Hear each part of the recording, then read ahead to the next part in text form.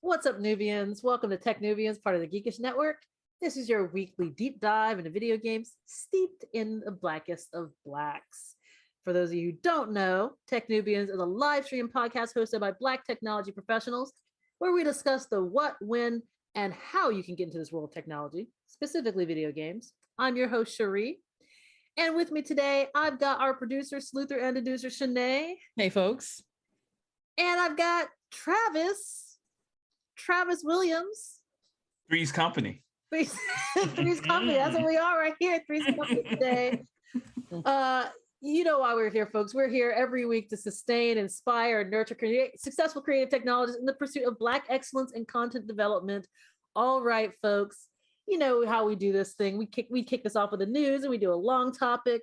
What are we talking about today, folks? We're talking about diversifying challenge in games, or AKA. So we're gonna do this a hard way. I have a few thoughts about this. We're gonna do this a hard way.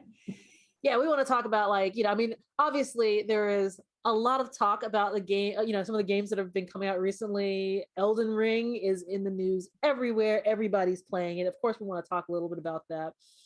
And, but before we get into that, let's talk some tech and gaming news. So maybe to kick us off, Travis, you mind kicking us off? Yeah, so look, my news is that the state of play that happened this week it seemed like all Harry Potter all the time. Mm-hmm. And it was, at least in my opinion, 20 minutes of straight joy. Now I don't geek out over like stuff much anymore, right? Like, it's kind of my job to be like the curmudgeon to some degree, right? Like, but it's kind of like, if I remember when I first didn't understand the realities or the limitations of games, and you say to yourself, I want to be a designer and I'm going to do all this stuff, all this good stuff, right? And you just get hit with like budgets and timing and all this other kinds of stuff, like all the compromises that you have to make in order to make something great, right?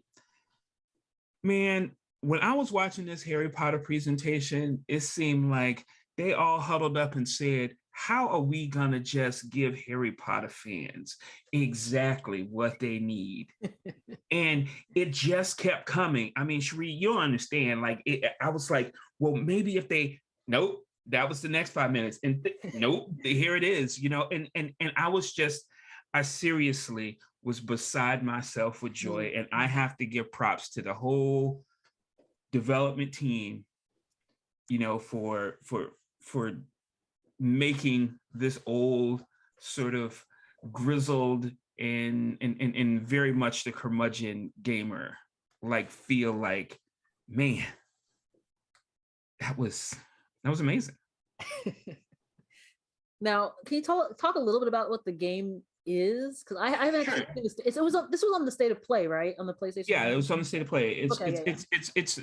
Well, see, I'm kind of, I don't know if I'm like most gamers in that when I want to play in a intellectually, like in an IP, I don't necessarily want to be like one of the named characters, like, as much as I just want to exist inside that world. And I think that, the thing about Harry Potter is that they set up a nice world where they can explore different things.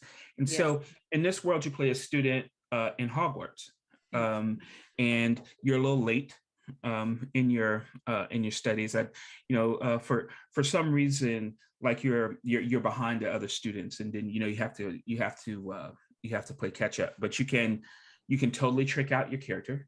You can make your character any gender, any it seems like the ethnic derivations there are fully supported as well, and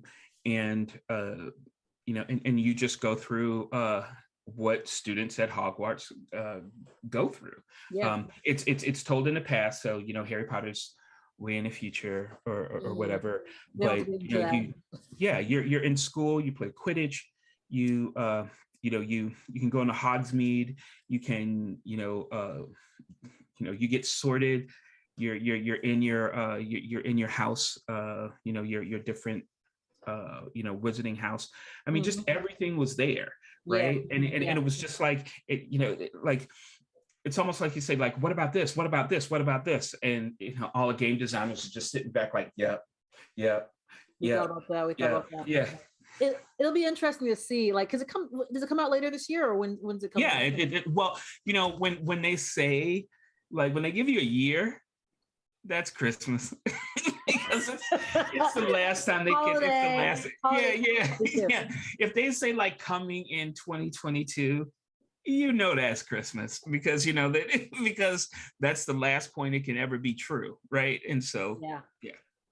Now, of course, this is Harry Potter, so of course this is J.K. Rowling, and naturally there's definitely a lot of controversy about this game. Well, actually, I mean, honestly, anything that is Wizarding World, J.K. Rowling, because she has been extremely outspoken in with anti-trans rhetoric and stuff like that. I'm assuming like there was probably talk around this when the announcement came out. Does anyone have any info on that?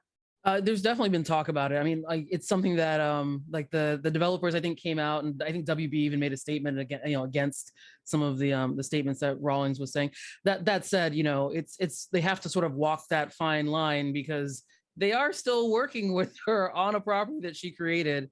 So it's challenging. Yeah, it's one of those things it hasn't been satisfying for a lot of my trans friends and stuff as well. But it's always good to know about these things, because this isn't something that just happened, or that happened a while back. Like, she's actively antagonizing trans people basically every time she gets near a Twitter machine. So yeah, it makes it hard to be anything resembling a Harry Potter fan these days. Yeah. Well, it for me, first of all, like, it's like there's the artist, and then there's the art, right? And then when you have something like an intellectual property, like, it gets a little dicey. Like, if George Lucas says, a whole bunch of crazy stuff, like, should I stop liking Star Wars? He made the Tuskegee Airmen movie. That should have been enough for me to hate George Lucas, period, because it was just a bad movie. But yeah, I mean, it gets dicey in my opinion, because conversely, the question would be, so what do you think your trans friends think is the solution? Because sometimes I think the vitriol gets so bad that there's nothing really you can do. I mean, maybe, and short of like, let's get rid of everything that is Hogwarts or Harry Potter or whatever, Yeah, a couple of things. Like, I don't think it's fair to ask trans people what we should do about transphobia. But also, the other thing is, I don't think anyone's actually making the argument that we should get rid of these things. It's more of just like, we should understand, like, what is behind the content that we consume. No one said, hey, like, no one should ever make a Harry Potter movie again or a game again or anything like that. I think that's taking it to an extreme that's not actually being said. But I think it is good to know like, who's behind the content that we're creating and we're consuming. I never like to consume anything without knowing what went into its creation. So it's mostly just that. I don't think it's hard to talk about Harry Potter without talking about J.K. Rowling, because she definitely wants to be part of the conversation. That is the thing that she has been pretty adamant about in the last few days. Yeah, I think that's one of the things, is it's always challenging, right? Because, like, I mean, I as I always say, like, it is impossible to live like 100% ethically in a capitalist society, right? Because it's like everything that we consume, this computer that I'm that I'm looking at, it's like that. My iPhone, all these different things. There's always going to be. Didn't you get a new iPhone today? In fact, I haven't picked. I am going to go pick it up. I'm the only one excited about this.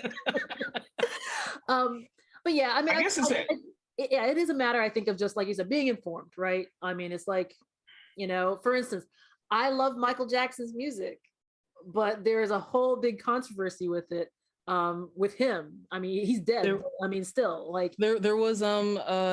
Kamau Bell's just recently, his documentary. We've got to talk about Cosby, right? And that sparked a lot of conversations I've had with a lot of my friends who we grew up watching the Cosby Show.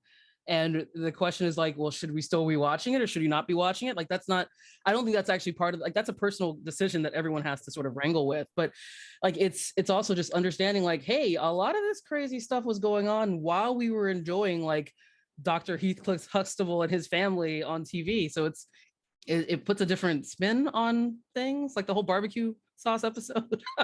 Yeah, I mean, I guess what I'm saying is like when we take these sort of, political positions or moral positions, and we attach them to people that we patronize and so on and so forth. Like, and I know that the response is a personal one, right? But a lot of times I just wonder like what the ends are for most people, because sometimes it just seems like that's never enough. Like, like they aren't happy unless that gets removed from culture, period, right? And I'm not saying that we do that, but I would like to hear what people think is a suitable resolution. Yeah, I agree with you on that. I think that, like I said, I haven't heard anyone say that we should remove it from culture. I think that's what a lot of folks are looking for as well, just to have a conversation about it, right? Because like so often it's like these things are hard, right? We grew up watching this stuff. We grew up like enjoying it and not knowing all the bad stuff behind the folks who were making it. So it feels like deeply personal. And I think that's what makes it really hard, is like, okay, I have to take a step back and I have to look at the thing that I enjoyed and have like a hard conversation about it. Like, I think if we jump to conclusions of like what we think the end point, like we think someone's trying to ban something or whatever, like, I think that's where it gets very, very dicey and very like just doesn't feel like it's a conversation. I think a starting point would be to like, let's recognize that this is a thing, and that the people who create lots of entertainment, they don't always have, they're not always good people.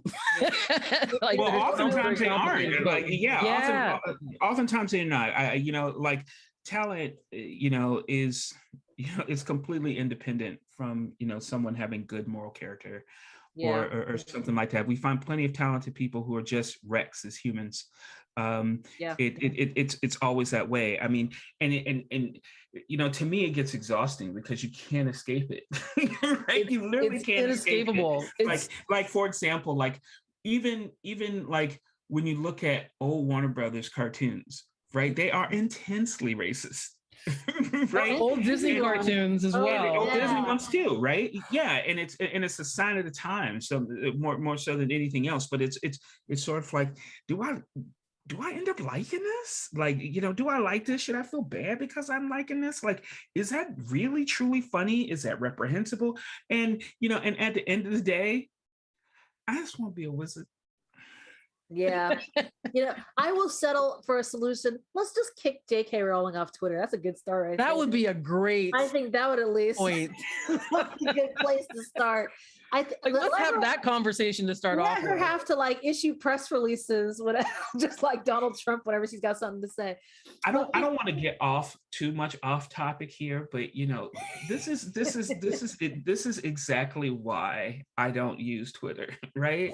It's because Twitter, it's a conversation, like it's like these conversations that are supposed to be personal, but they're accessible to everyone in the world, right? Well, and it's like, sometimes you need to be quiet, or sometimes you just need to lean over and whisper and let that be that, right? And it's never that on Twitter. It's it's always stuff. I don't know why anyone use Twitter to lean over and whisper. Like, I think people use Twitter specifically because they're like, you know what? I'm going to tell everyone I'm a transphobe today. And you're like, you didn't want to whisper that? Like, why did you just... Anyhow. All right. Let's go on to the next article, y'all. Let's go to the next story. Shanae, you've got a story for us. I do have a story. Interestingly enough, are you guys familiar with the TikToks? The TikToks. Yeah. So TikTok, since we're talking about social media, TikTok has just become a Cannes Film Festival official partner. What does that mean? What that means is that they're going to launch a hashtag TikTok short film. And they're going to be it's like an in-app competition where they're going to be awarding 3 short films, like 3 vertically filmed, I think between 30 seconds and 3 minutes. And they're going to award them an award. I guess you can win something at the Cannes Film Festival for making a TikTok video. Can you imagine like a TikTok video showing up and saying like official Cannes selection? It's definitely gonna have that, like with the little like the ivy on the side, the official Cannes Film Festival selection TikTok. I hope one of the ones with the classical paintings where people have their eyes in their mouth and they're just doing looks. I hope that wins an award. I'm so confused by this. Like, how do you submit for like, is this going to be like Lin-Manuel Miranda's having to like submit certain songs to the Oscars? Or people got to submit their TikToks? That I don't know. Like, I mean, if you just open it up, say, hey, submit your TikTok if you think it's like Cannes Film Festival worthy, that's going to be a lot of work for some intern to go through. This just reminds me, like, I mean, I really hate the fact that the more I live, the more I sound like my grandparents. You sound like your grandparents ever since I met you, Travis. So. I know. you just get used to stuff being the same all the time, right? You get used to your standards and, and recognizing that they're not universal standards, and times change. Anyone who has a kid knows that, like we used to have bad attention spans when we were kids, and we get older, it gets longer. But that doesn't seem to be the case anymore, right? Like everyone has these really short attention spans, right? And I find myself a victim of that sometimes. And so TikTok feeds directly into that. It really does. Yeah. And if you can award someone for being distracting and entertaining, then good on you, I suppose. It's going to be great when like the next film festival, you've got like the 30-second TikTok video going up against the 2 hour and 56 minutes, the Batman. we talk about attention spans. think about this though. Like, and like usually in these award shows, right? They like show you a clip of the work. They can show you the whole damn entire thing. They can show you the whole thing. Yeah. But then that might be too long for some people. And they bail out after 10 seconds. I'm curious to see how they start monetizing that, right? Because it's just like, now it's gonna be like, well, we could show you the whole thing, but we don't want to show you the whole thing because we want you to go and buy something so you can see the whole thing or something. I don't know. It'll just be very interesting. It's also interesting because like there like so many of the TikToks. I mean, this is just the algorithm, the way the algorithm has pegged me. Like there's so many TikToks that are like go for comedy too. I want to see like are they gonna wind up like, is everything gonna be a comedy TikTok? Are they gonna wind up like segmenting into like categories and like, no, this is going to be like for like nouveau, and this is going to be, art house film 30 seconds. Like I'm wondering like, how are they going to make sure that it's like, I don't know how are they going to approach this actually. I'm interested. I'm not against anything like that. No, I think it's interesting. It's interesting. Maybe we'll see how, like, I'm impressed that TikTok's managed to become like this official, sponsor or partner or whatever with Cannes. Let's see what they do, because I mean that's the other thing. I think last time we talked about TikTok, they were like partnering with like LinkedIn, I want to say, to like so people could create like video resumes. Really interesting kind of like use of the technology. So I mean, see what they go. Maybe it works, maybe it doesn't. I mean, at least they're kind of like, continuing to innovate with it. And what's really interesting about TikTok for folks who've not gotten into TikTok, and I don't blame you if you haven't, it took me several tries to get into to understand what it was I was looking at. We often talk about this in games. Like sometimes limitations can lead to like intense creativity. Mm-hmm. There's so much creativity with the way that people are directing things on TikTok, just because they're limited by the format, like the vertically, filmed video, just the framing for it and the length.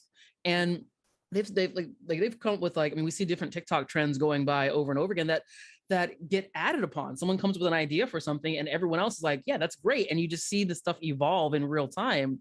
It is actually like, it is actually a really interesting thing to sort of follow and just consume as well.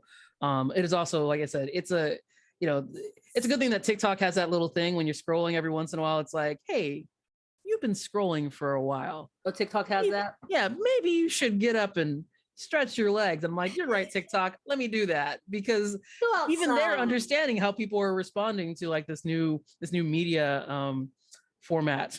I have never encountered that. Sounds like you need to spend some more actually doesn't sound like you need to spend more time on TikTok. I really don't. Okay. Because the whole time I'm on TikTok, I'm thinking to myself, this didn't work when it was called Vine. Why is it working now? I know, right? As someone who loved Vine. I loved Vine. Vine was great.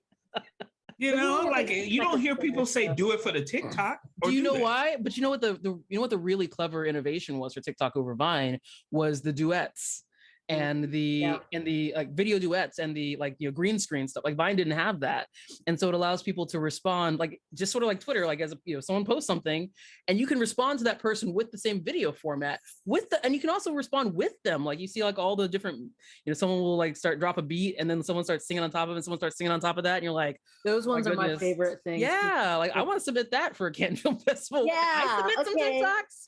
Do I have to be associated with it to submit it? Because I got a list. See, that tells you how much I don't use TikTok, because I didn't know about any of that stuff. I was just like, I'm just scrolling and going, this is stupid. This is stupid. This is stupid. I need to get back into the gym. I really need to get back into the gym. This is stupid. The other thing about TikTok is they have a really smart algorithm. And once the algorithm learns the things that you like, it's actually kind of magical. Like my algorithm knows I am a Black woman who enjoys art, who enjoys cooking, who enjoys dancing. Like my algorithm knows me really well, and so the stuff that it responds to me with is great, more so than basically any other video platform. It serves me content I enjoy. So it also serves me a lot of content about anti-racism, which is TikTok. You know me really well. You really know me very well. All right, let's go on to the next story here. So I've got a story for us. I actually just want to talk a little bit about, let me move this out of the way. Talk about the World Video Game Hall of Fame. So the nominees have been announced for 2022. This is the Strong Museum in New York, in Rochester, New York. Nice. And they have just announced 12 nominees for this year's Hall of Fame for video games. I just want to mention also, last year, let me actually just pull up the notes here. Last year's winners, there were 4 winners that were added to the Hall of Fame for last year: Animal Crossing, Microsoft Flight Simulator, StarCraft, and Where in the World is Carmen Sandiego? So whenever you say "Where in the World is Carmen Sandiego," I hear it. I know the song. You have to hear the song by Rockapella. Yeah. This year they have 12 nominees, and they range a whole. The thing I think is kind of great about this is there's this whole they span all these different genres and stuff like that, right? You have everything from Assassin's Creed to Candy Crush Saga to Ocarina of Time. You have Minesweeper is on there, Parappa the Rappa. Sid Meier's Civilization, Words with Friends. It's really Words with Friends. Oh my goodness, I've forgotten about that. Yeah, I mean, before Wordle. Here's the other word game. Oh, Wordle's probably going to be nominated. It will be somewhere in here. It's eventually. I think it's gotta get a full year of let's see where we are with Wordle 8 months from now. Yeah, I know, right? After New York Times has sent enough the cease and desist to all the clones out there. The Quirtles and Wordle and Worldle, and I'm really bad at Worldle, by the way. Worldle just shows you a silhouette of a country, and you have 6 guesses to guess which country that is. I failed every single time. Okay, I think it's going to be about. I think by the end of March, we're probably going to be all like puns on the word wordled out. Wordled out. Yeah, maybe. No puns, specific punned out. Punned out for it. So there's going to be 4 winners again this year. They said, the winners will be selected from like an assembly of ballots from like journalists, scholars, and publics like that. So, and then they'll have a virtual ceremony.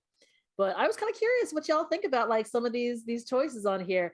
Assassin's Creed, Miss Pac-Man is on there, NBA Jam is on there, Resident Evil, the original Resident Evil's on there.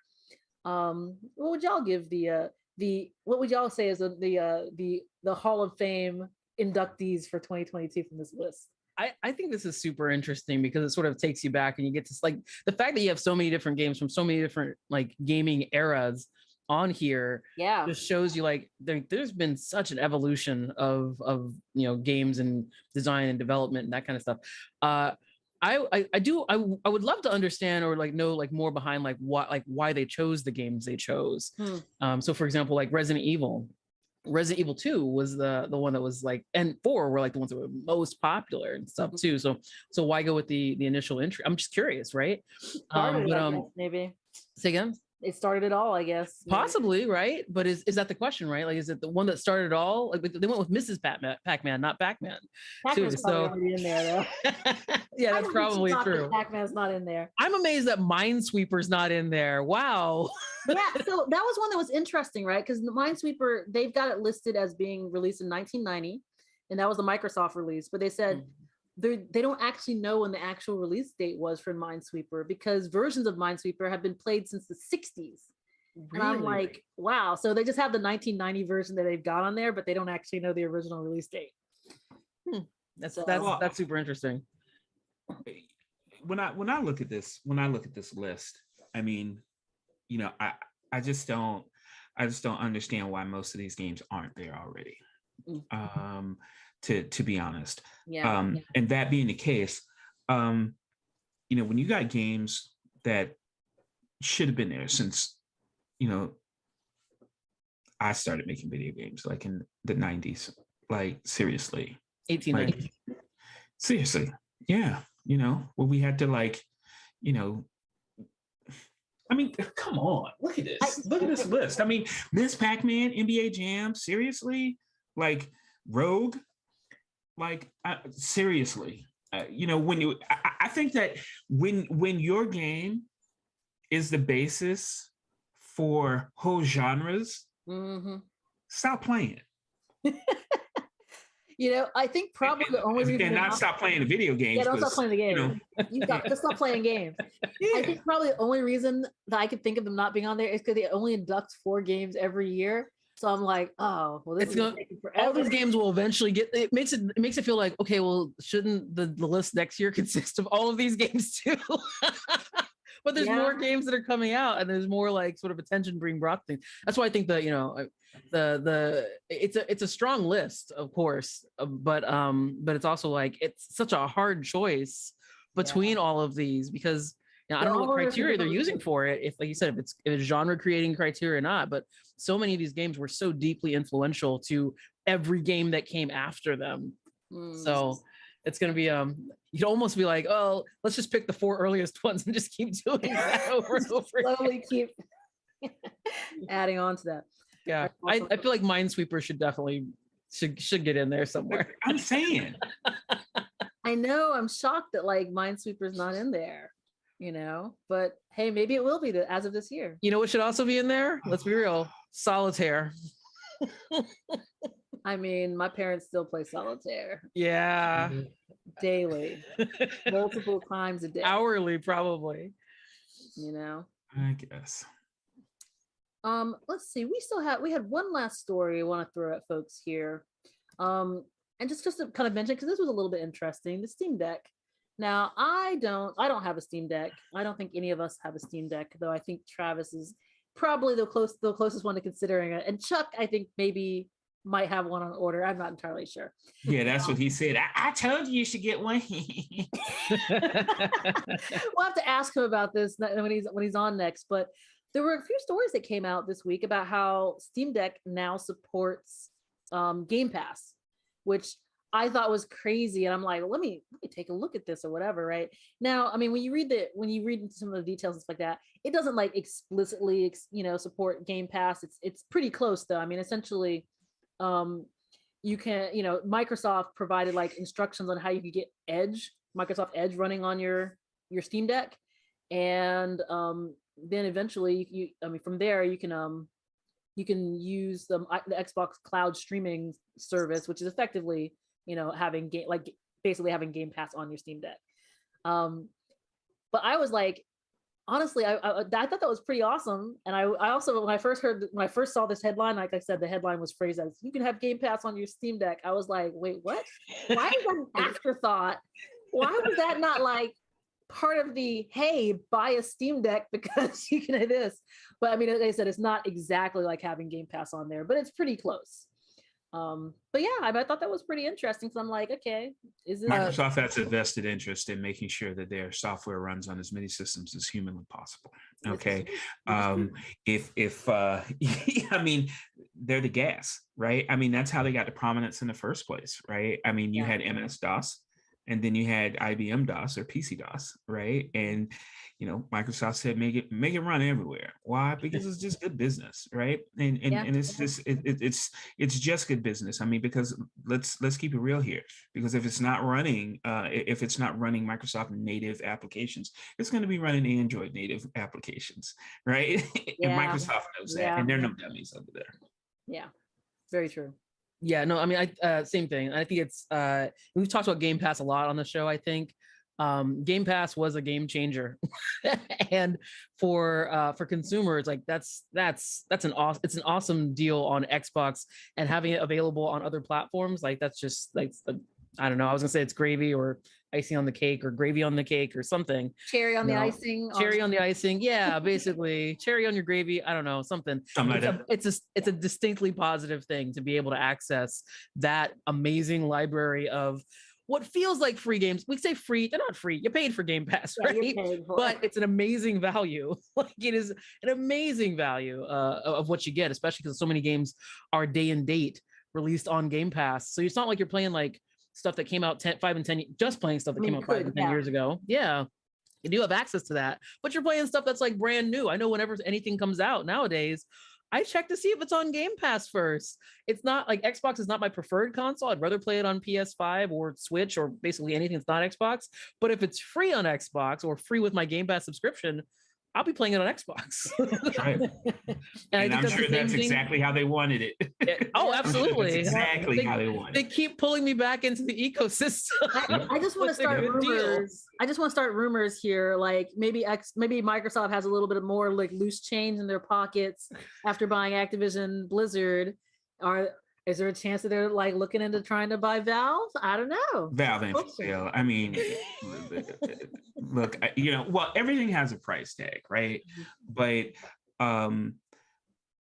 Microsoft has a love-hate relationship with hardware, I think, right?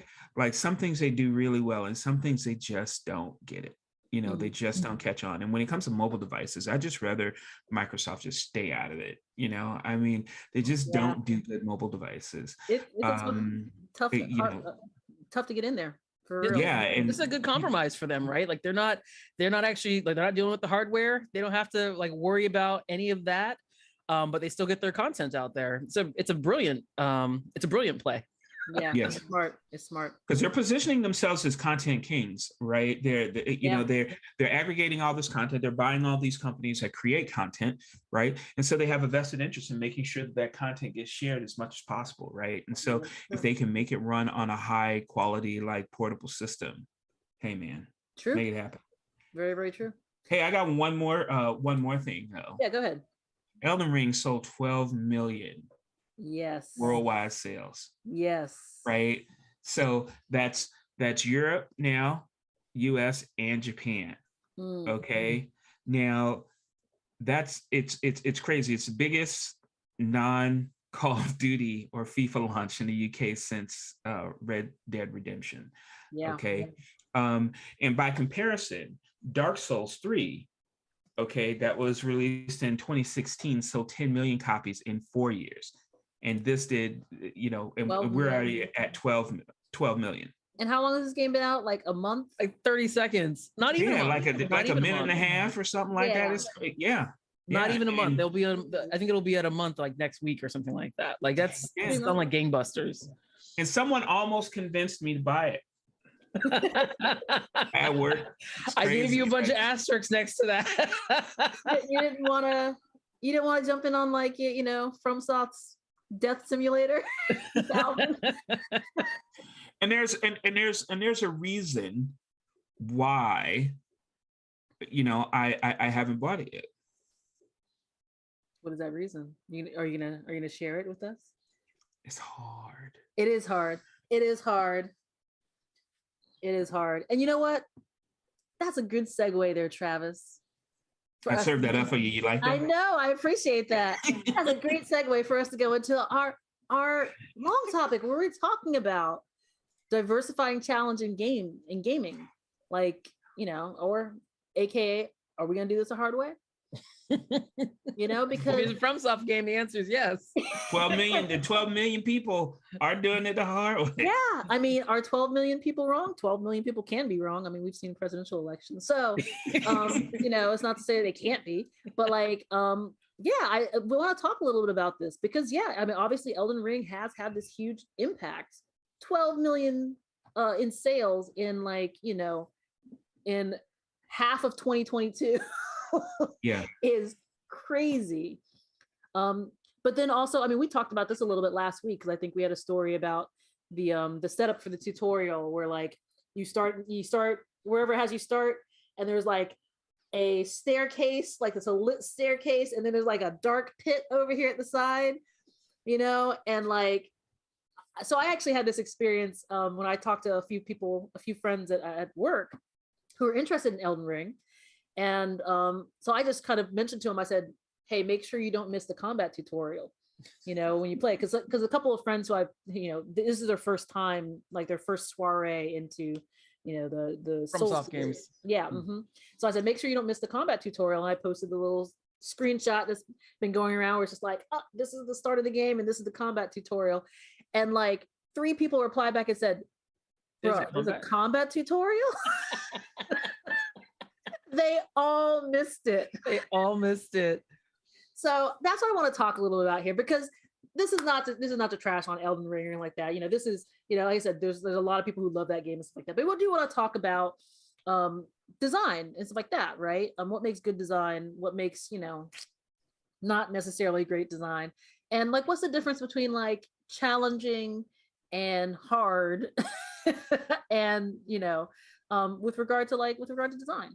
So maybe we can talk about just a few of these games. Elden Ring, I said, we've mentioned in terms of like some of these current games that are out. What are some other games, I guess, that are out that maybe are like kind of fall into that like that hard category of like, why, like, sometimes you're thinking to yourself, why am I playing this game? Well, I would say practically every platformer in the 90s. That is true. Yeah, and like Castlevania, you mean? Like, or I don't know if this is so. It just feels true. Is that back in the day, in the 1800s, when you bought a video game, you wanted to last. And most games back then were very linear, right?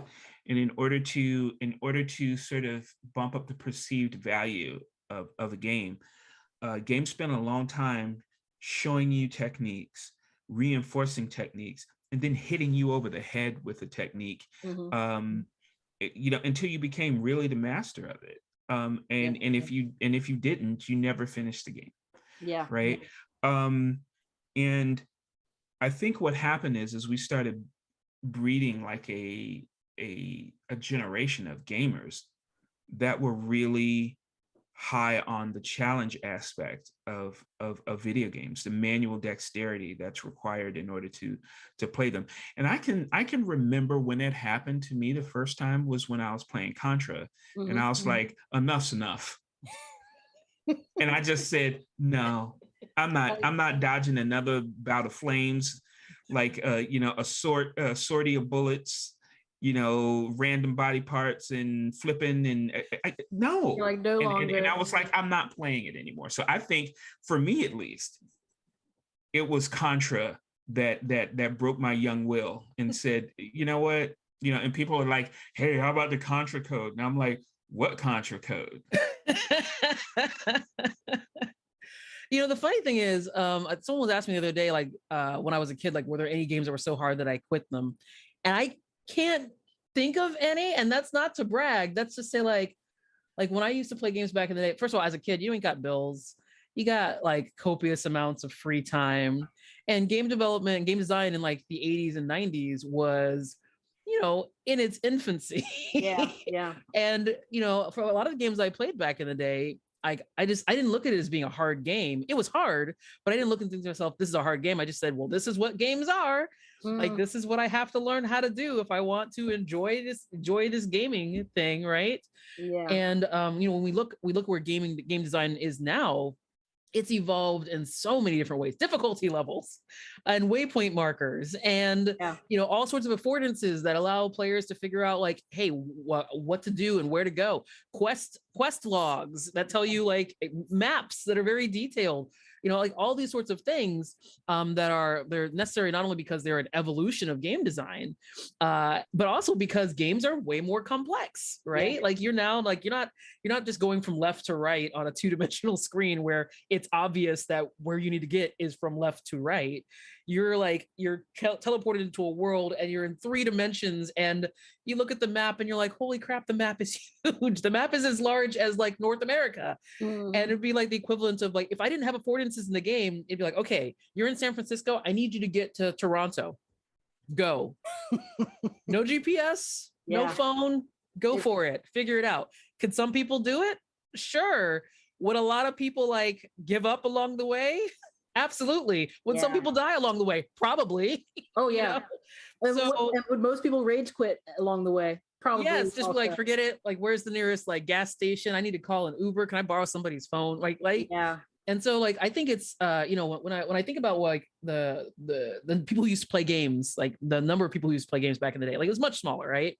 There's a lot more people who play games now, and largely that's been empowered by the fact that, hey, games are more accessible across the board. Accessible being not necessarily meaning accessibility functionality, things like that, but accessibility functionality and things that just allow people to sort of choose their difficulty level or have a better understanding, like not fight with the things that are not meant to introduce challenge. Yeah. Like I shouldn't have to fight with knowing where I'm supposed to go. Just tell me that I'm supposed to go to Mount Fuji and I'll figure out a way to get there. Yeah. No, very, very true. I'll share a little personal story. When Leon and I first met, it was because he was the Microsoft producer on a game that I was doing with a group of EverQuest designers. And I was in charge of these designers, and it was a very frustrating experience. And it was a very frustrating experience because I was trying to tell them that stop punishing players because they don't know, right? Stop it. It's not cool. And they would be giddy over the fact that they were punishing players. They'd be like, they don't know this and they don't know this. And I'm like, it's not fun, people. It's not fun, right? And they were like, well, what do you know? And I said, well, I will give you an example of this. And so, that meme, the black guy who's always going, right? Yeah. So they were like, we made EverQuest. What do you know? Right. And I said, well, I'm playing World of Warcraft, which is essentially EverQuest. Okay. But non-punishing. And many millions of people who are playing it alongside you. Yeah. More than EverQuest ever did. And at the highest levels of gameplay, okay, World of Warcraft is indistinguishable from EverQuest. It is the exact same process, right? Except they've helped you get to that point to some degree in World of Warcraft, right? Yeah. And so whatever success these hard games are seeing, I would submit that if you had an on-ramp, okay, you would have even more success. I completely agree with that. I completely agree. Because I mean, I think that's the thing, right? Like, there's definitely the market and stuff like that, obviously, for these very hard games like this, right? Like the first time I can really recall when I was playing a game and like I attributed like some frustration I was having with the game, not to, oh, this is hard, to why did they make this design decision, was actually Beautiful Joe. I remember you were playing like the last, like it's like the last bosses. You had to fight all 6 bosses all in a row. 8 bosses, I think. 8 bosses, however many bosses, you had to fight all the bosses all in a row, and there was no save. It was like you have to fight and kill all of them in a row, and if you die, you start back at the beginning. Die during boss 7, you're back to boss 1 again. Yeah, and Beautiful Joe was a very hard game, and I actually appreciated how hard it was. Like I said, I loved playing, like, you know, I pushed through Castlevania. I did Super R-Type, which was just straight memorization. Oh yeah, oh yeah. You know, Ninja Gaiden, the original ones and the new ones. But when I was playing Beautiful Joe, and I kept dying, and it kept restarting me. And I remember at one point, I just had to pause and put my controller down because I was ready to throw it. And I was like, and that was one of the first times where I thought to myself, why did they make this design decision? Like, I didn't actually feel like it was hard. I felt like it was just a bad design decision. Yeah, I felt like it was kind of unfair. Mm-hmm. And I was like, why would you do that? I actually am not having fun, you know? You know, something that you mentioned a second ago, Travis, which I thought was really interesting. You know, so often we talk about hard games and we think about hard games. I think we conflate the word hard and challenge. Yes. Like making games hard is actually easy. We can make them intensely unfair. We can hide information from users that would allow them to be successful. And we can call that a hard game, but it's like, is that actually hard? Whereas like introducing something that's actually, well, it's like introducing something that's challenging, like finding the actual level of challenge that makes players like that gives them something like a feeling of success and accomplishment, whereas, and also gives them the information they need in order to be successful. That's actually much more difficult. Like the game that came to mind when I was thinking about this topic we were going to talk about, I did a search for like hardest games of all time. And one of the games that was on that list, I don't know if you guys have heard of this one. It's called Takeshi's Challenge. It's actually created by Takeshi Kitano, like Beat Takeshi, who made what was that one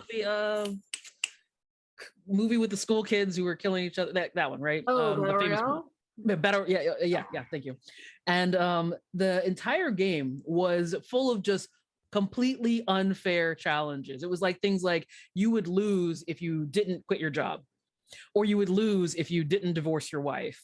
You could lose on the password entry screen. Like, there's an entire section where it's like all you do is don't touch the controller for an hour. And it's like this game gets listed on hard game lists all the time, and it's like, but this game isn't hard. It's just unfair. Yeah. It's just a list of arbitrary things that someone came up with and said, do or don't do these things. We're not going to tell you, figure it out somehow. And you'll determine if you win the game.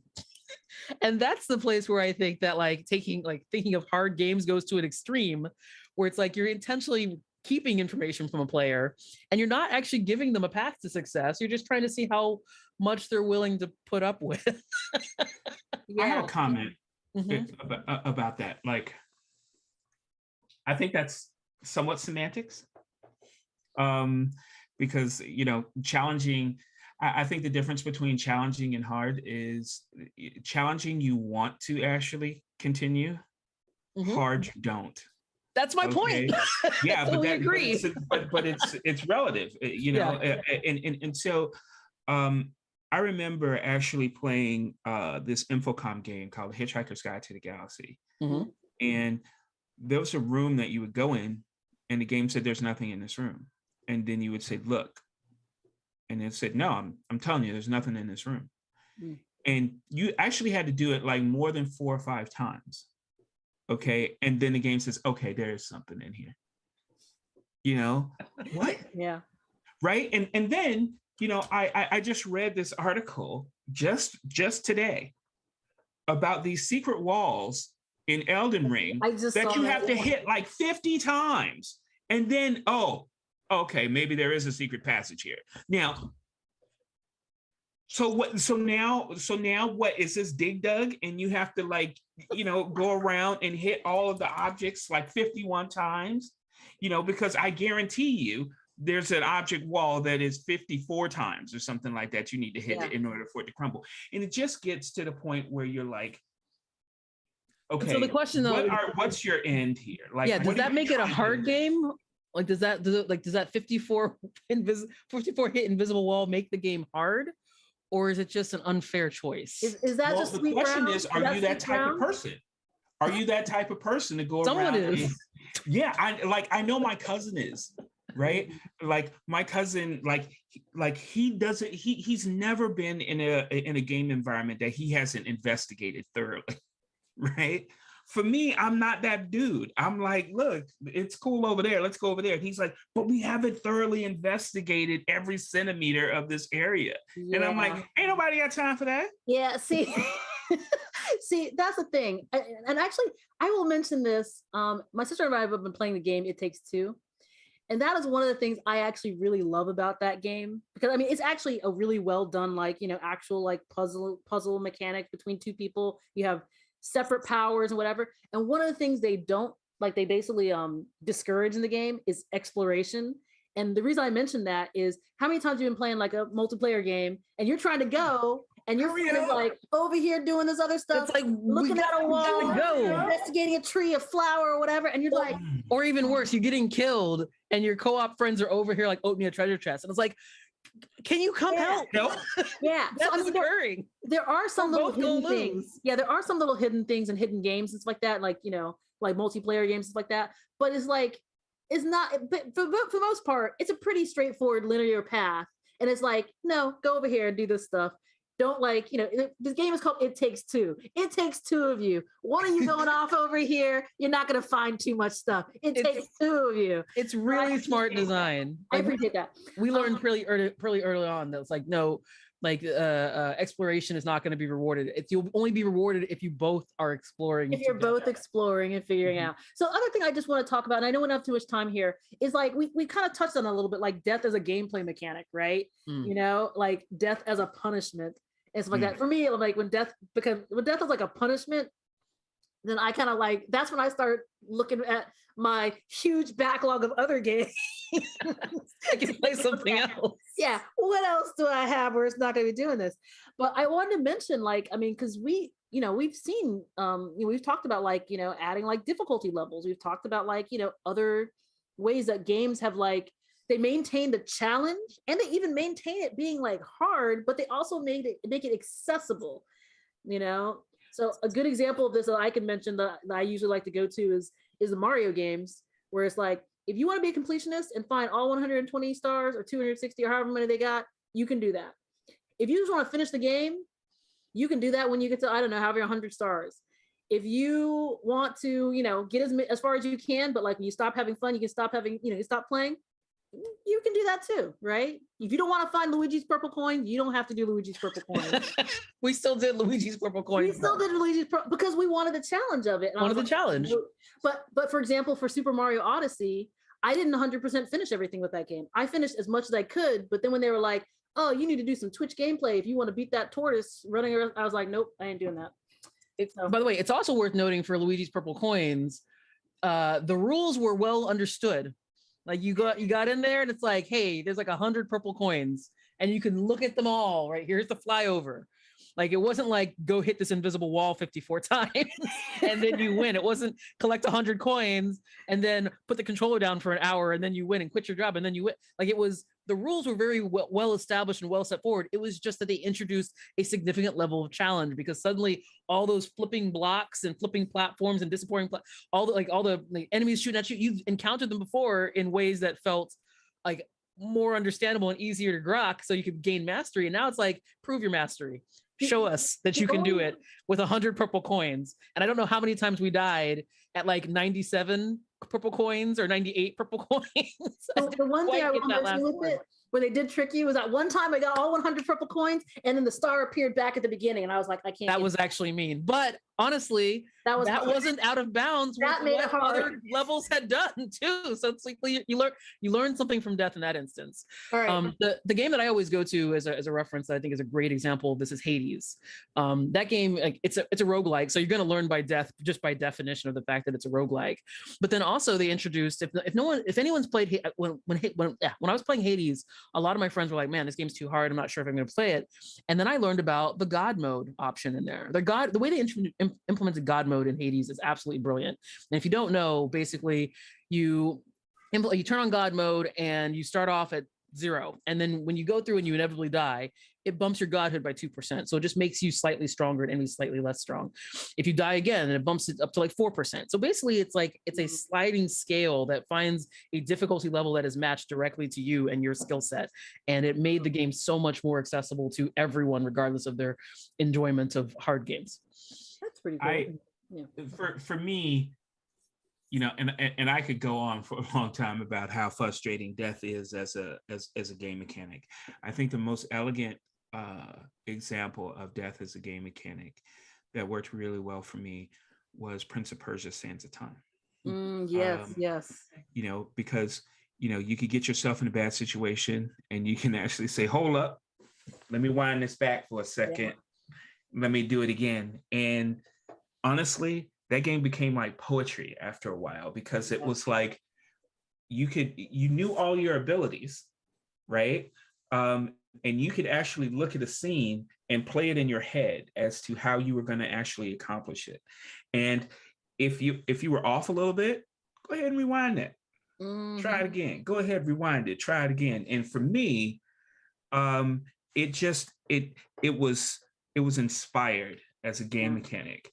And it was, I don't mind if you use death as a teaching tool, but if you figure out a way to make it non-punishing. Because up until this recent iteration of games, the worst thing about dying on like PlayStation 4, for example, was waiting for the damn level to load up again. Yes, that was the biggest punishment. When I was playing Dead Space 2, biggest punishment ever was like when I died, I'm like, oh, I have to watch this elaborate death animation and this long loading screen. Yes. And I'm like, oh, okay, I'm sorry I died. At least PlayStation 5 loads up instantly now, So Exactly. Conversely, games like Celeste, where it is like sometimes some Twitch gameplay, whatever, and you die, immediately respawn, like immediately. And so like it's kind of like Prince of Persia that way. Takes the sting out of death. Puzzle, it makes it so it's like, okay, I'm just trying to figure out this puzzle. Oh, I died. Okay, maybe the next thing, and like you instantly just like respawn immediately. I love that. Super Meat Boy was like that as well, right? Great examples there. All right, folks, I love this topic. I love this conversation. I really want to get back into talking more about like using death as a learning mechanic, because I think there's so much we can talk about with this. But I want to go ahead and close up the show. I want to give a shout out to Digital Click for all the creative they provide for us for each and every one of our shows. If you want to learn more about techn00bians, then hit up our website, techn00bians.com. That's techn00bians.com. Please follow us on our socials. And if you like our vibe, and we know you do, and want to learn more about game development and everything geek, please like and subscribe to our YouTube channel. You can find us on YouTube, Spotify, Apple Podcasts, or anywhere where you listen to podcasts. And share the episodes that you like here, so that your friends can find us as well. You can search Geekish Network as well on all major platforms. So please follow Geekish Network on all socials. Come see what else geek we're talking about. On Monday, they're gonna have Pod Squadron followed by Geek Beast at 7:30. Pod Squadron's at 6:30 Pacific, and Geek Beast will be at 7:30 Pacific. So please make sure you check out those shows as well. And anyways, that is it for now, folks. Thank you all for watching, and we will see you all next week.